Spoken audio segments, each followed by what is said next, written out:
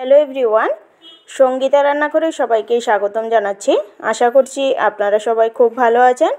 আজকে আবারও হাজির হয়ে গেছি আরেকটা রেসিপি নিয়ে।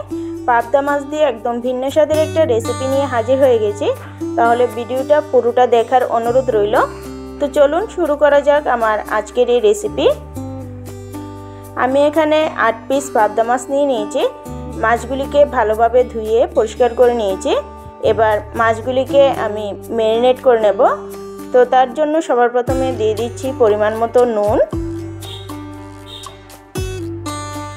দিয়ে দিচ্ছি হলুদ গুঁড়ো,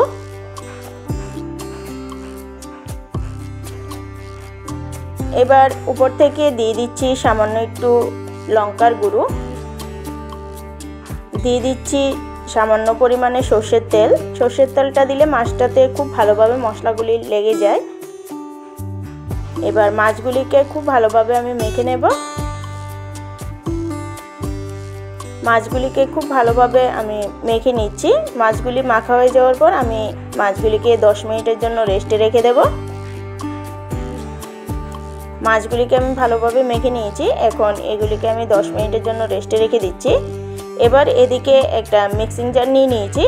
আমি একটা বাটির মধ্যে আগে থেকে 1 চামচ কালো সর্ষে, 2 চামচ হলুদ সর্ষে আর 1 চামচ পোস্ত গরম জল দিয়ে 1 ঘন্টার জন্য ভিজিয়ে রেখে দিয়েছি। এবার দিয়ে দিচ্ছি সর্ষেগুলি। এবার এর মধ্যে দিয়ে দিচ্ছি সামান্য একটু পেঁয়াজ কুচি। আমি একটা পেঁয়াজের থেকে হাফ আমি পিষে নেব। দিয়ে দিচ্ছি 4 কোয়া রসুন, দিয়ে দিচ্ছি 5 থেকে 6টা কাঁচা লঙ্কা, দিয়ে দিচ্ছি কালারের জন্য কাশ্মীরি লঙ্কার গুঁড়ো, আর দিয়ে দিচ্ছি সামান্য একটু নুন। নুনটা আর কাঁচা লঙ্কাটা দিয়ে সর্ষেটা বাটলে সর্ষেটা আর তেতো হয়ে যাবে না। এবার জল দিয়ে আমি এগুলিকে একটা মিহি পেস্ট বানিয়ে নিয়েছি। এবার কড়ার মধ্যে আমি দিয়ে দিচ্ছি পরিমাণ মতো সর্ষের তেল। তেলটা খুব ভালোভাবে গরম করে নেওয়ার পর এর মধ্যে দিয়ে দিচ্ছি কালো জিরে।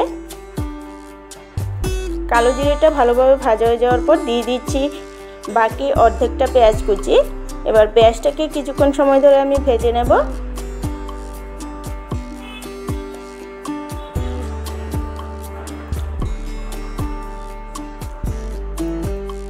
পেঁয়াজটাকে আমি কিছুক্ষণ সময় ধরে ভেজে নিয়েছি।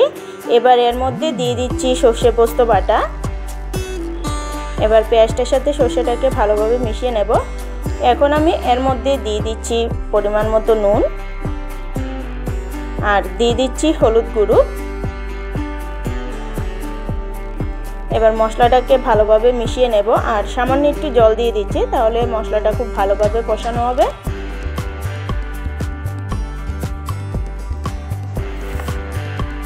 আমি সর্ষেটাকে কিছুক্ষণ সময় ধরে কষিয়ে নেব, 1 মিনিটের মতো কষিয়ে নেব। এর থেকে আর বেশি কষাবো না, তাহলে সর্ষেটা তেতো হয়ে যাবে। মশলাটা আমি 1 মিনিটের মতো কষিয়ে নিয়েছি। এবার এর মধ্যে দিয়ে দিচ্ছি পরিমাণ মতো গরম জল। এবার জলটাকে খুব ভালোভাবে মশলাটার সাথে মিশিয়ে নিয়েছি। এবার একে একে দিয়ে দিচ্ছি নুন হলুদ মেখে রাখা মাছগুলি।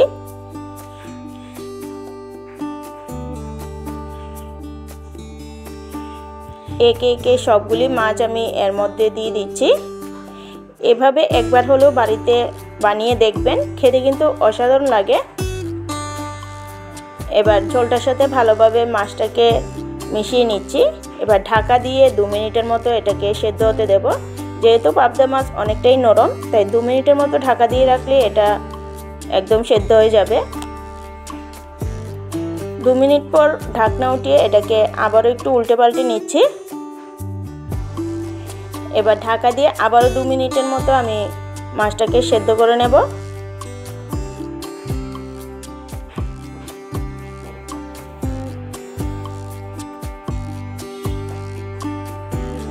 আমি 2 মিনিট পর ঢাকনা উঠিয়ে মাছটাকে আবার নাড়াচাড়া করে নিচ্ছি। আমার পাবদা মাছের ঝাল কিন্তু একদম রেডি। আমার আজকের এই রেসিপিটা কেমন লেগেছে অবশ্যই কমেন্টে জানাবেন। যদি ভালো লেগে থাকে একটা লাইক করে দেবেন। চ্যানেলটাকে সাবস্ক্রাইব করে আমার পাশে থাকবেন। আজকের জন্য এতটুকুই। আবারও ফিরে আসছি নতুন একটা ভিডিও নিয়ে। সবাই সুস্থ থাকবেন, ভালো থাকবেন।